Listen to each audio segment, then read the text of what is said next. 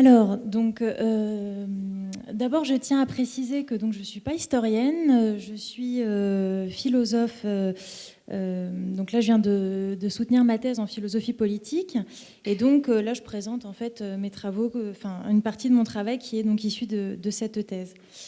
Alors, donc, dans le cadre de ce travail-là, qui a été soutenu en décembre dernier, j'ai cherché à comprendre dans quelle mesure les coopératives de production pouvaient apporter en partie une réponse à une question en fait, que posent actuellement beaucoup de chercheurs en philosophie politique et en éthique économique, qui est celle de savoir comment on peut en pratique accorder aux salariés un pouvoir décisionnel important dans les entreprises. Et donc c'est un projet normatif qui est souvent abrégé par le syntagme de démocratie d'entreprise.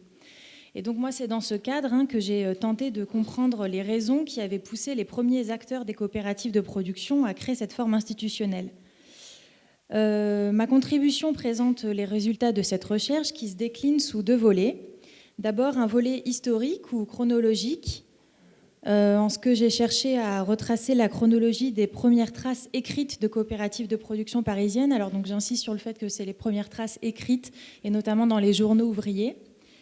Et ensuite, en fait, un volet un peu plus théorique ou philosophique, en ce que j'ai essayé de proposer une analyse idéologique basée sur les raisons et les justifications normatives des acteurs qui, selon moi, en fait, inscrivent la SCOP dans le mouvement de pensée du républicanisme du XIXe siècle. Alors, il y eut bien sûr des formes pré-coopératives ou coopératives avant la lettre, c'est-à-dire avant que soient instituées les premières formes et statuts de coopératives agricoles ou de coopératives ouvrières. Et je crois que ce qui a été dit là dans les dernières heures le montre bien. Donc on peut citer pour les plus connus jusqu'à présent, donc ça reste quand même les coopératives, les fruitières à compter du Jura. Et finalement, en fait, pour qui veut remonter aux premières formes de coopératives de production, jusqu'à présent en tout cas, l'ouvrage monumental Histoire générale de la coopération de l'historien Jean Gaumont suggérait en fait qu'il fallait vraiment prendre soin de distinguer trois choses: les projets de réalisation, les tentatives et les réussites de réalisation de coopératives de production. Donc projet, réalisation et tentative et réussite. Et Gaumont expliquait que donc ces premiers projets, tentatives et réussites, finalement, ont eu lieu dans deux grands foyers industriels du début du 19e, que sont Lyon et Paris, simultanément, et fait étonnant, en fait, sans avoir vraisemblablement connaissance les uns des autres. Alors ici, je vais simplement présenter ce que mes recherches ont donné en ce qui concerne la branche parisienne des coopératives de production donc de ce 19e siècle. Et je signale quand même qu'il y a tout un champ de recherche existant en partie, mais qui reste à approfondir en ce qui concerne les racines lyonnaises. On sait que les premières coopératives de production lyonnaises ont été créées par les canuts lyonnais au lendemain de leur révolte, mais il me semble qu'on n'a pas encore assez analysé en fait les journaux ouvriers de cette époque, notamment l'Écho de la Fabrique, pour montrer à cet endroit aussi en fait quelles sont les justifications et la pensée de ces acteurs.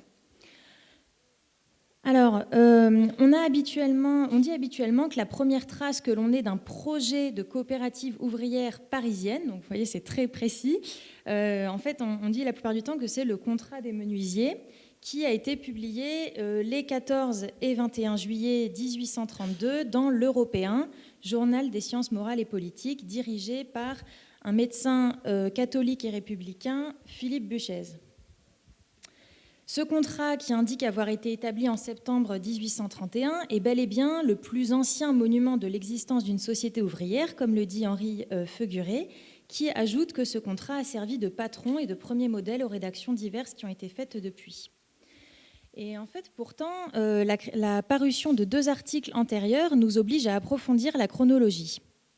D'abord, un an plus tôt paraissait au sein de ce même journal un plan d'association paru sous le titre « Moyens d'améliorer la condition des salariés des villes », qui présente l'idée générale de la coopérative de production en quelques paragraphes et dont on sait qu'il fut rédigé principalement par Buchez.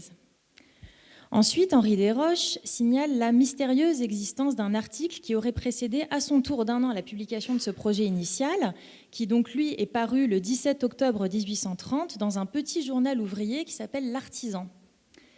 Et donc cette publication, elle est parue sous le titre de l'association comme moyen de remédier à la misère des classes laborieuses. Desroches dit alors que, je cite, « Cet article a peut-être inspiré Buchez ou les menuisiers venus discuter avec lui leur projet d'association ». En effet, si l'on compare les dates de parution, on arrive à la conclusion que la première fois où la forme de la coopérative de production est apparue dans les pages d'un journal, c'était dans le journal ouvrier L'Artisan et pas dans l'Européen. Ma recherche s'est alors donnée pour but de répondre à ce « peut-être » formulé par Desroches. Est-il possible que la forme coopérative ait été soufflée par les ouvriers et auteurs de l'Artisan à Buchez? Alors il me semble en fait qu'on peut infirmer l'hypothèse de Desroches. En effet, Henri Feguret, qui fut un proche de Buchez, précise deux choses. D'une part, Buchez aurait en réalité présenté ce plan d'association à ses amis et collaborateurs dès avant la Révolution de Juillet, dit-il, c'est-à-dire avant la publication de l'Artisan. Et d'autre part, Buchez aurait en fait présenté en août ce plan dans la Société des Amis du Peuple, qu'il contribua à fonder et qui se donnait pour mission au départ de rassembler et de structurer les républicains hostiles à la monarchie. Et on sait que cette société comptait environ 300 membres et que ces séances pouvaient compter jusqu'à 1500 personnes. On aboutit alors à la chronologie suivante qui complète peut-être en partie l'histoire des coopératives de production sur le plan de leur origine parisienne. Et cela dit, l'article de l'Artisan reste bien en fait la première trace écrite à Paris du concept de coopérative de production. Alors, j'ai cherché à savoir qui étaient ces rédacteurs et à quel ensemble de problèmes la coopérative de production se voulait être une solution. Donc j'en viens à ma deuxième partie.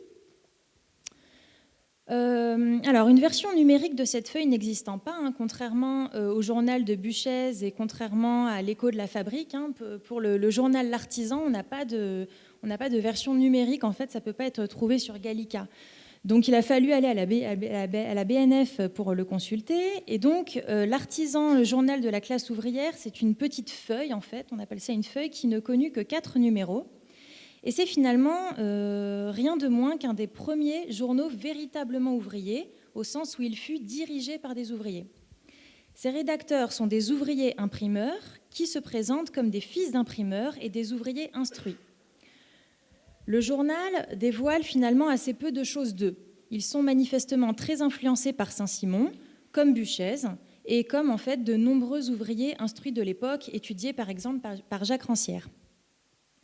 Ces imprimeurs se vivent comme les continuateurs de la Révolution de Juillet, moment d'émancipation de la classe ouvrière.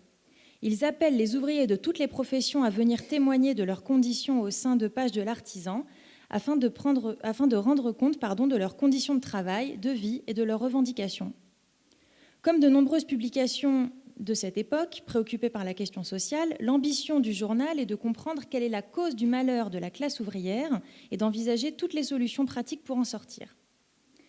Il me semble qu'on peut dire que le concept de coopérative de production y est présenté comme une réponse à un double problème. D'abord, celui matériel de l'affaiblissement du rapport de force entre ouvriers et propriétaires des moyens de production lié à l'arrivée des machines dans l'industrie à cette époque-là. L'enjeu pour les ouvriers est d'assurer leur sécurité économique. Ainsi, on lit dans le numéro du 17 octobre 1830 « Puisque vous êtes renvoyés de vos ateliers par des machines, cessez donc d'être ouvriers et devenez maîtres à votre tour. » Alors, le second problème auquel répond l'idée de coopérative de production, cependant, est cette fois-ci un problème non pas matériel, mais un problème relationnel relatif au statut social de l'ouvrier par rapport à ses maîtres, je cite, c'est-à-dire par rapport aux entrepreneurs qui les embauchent. L'enjeu est ici celui de la reconnaissance sociale, car c'est bien par ces mots que se conclut l'article de l'Artisan, donc qui présente l'idée de la coopérative de production. « Unissons-nous, associons-nous, entreprenons pour notre compte ce qu'à notre défaut un riche capitaliste entreprendra, et chassons loin de nous cette idée qui ne peut engendrer que la misère, que nous ne sommes que des ouvriers incapables de faire quelque chose. » Tout au long de ce journal ouvrier est en fait mobilisé le parallèle entre travail salarié et esclavage. L'association des ouvriers à travers la coopérative de production apparaît comme le moyen d'affranchissement, c'est-à-dire de sortie d'un état de servitude de l'ouvrier vis-à-vis de l'entrepreneur. L'objectif de la coopérative de production est ainsi de garantir la liberté des ouvriers, c'est-à-dire de leur permettre de se soustraire à leur état de dépendance vis-à-vis des maîtres. On voit bien que le vocabulaire utilisé par les ouvriers emprunte au concept républicain de liberté, de souveraineté, tel que les a pensés Rousseau par exemple. Et c'est intéressant parce qu'en fait, on voit que le philosophe irlandais contemporain Philippe Petit a cherché à thématiser la philosophie républicaine du XIXe siècle, donc dans son ouvrage Républicanisme, publié en 1999. Et il a cherché à montrer en fait qu'elle pouvait être comprise comme une recherche de protection par les citoyens de leur liberté, entendue comme non-domination. Alors qu'est-ce que c'est que la liberté comme non-domination? Cette liberté correspond au fait pour les individus de ne pas être soumis aux interventions arbitraires des autres, c'est-à-dire sans considération de leurs intérêts. Et c'est en ce sens qu'elle implique des formes d'autodétermination au travail. Merci. Alors,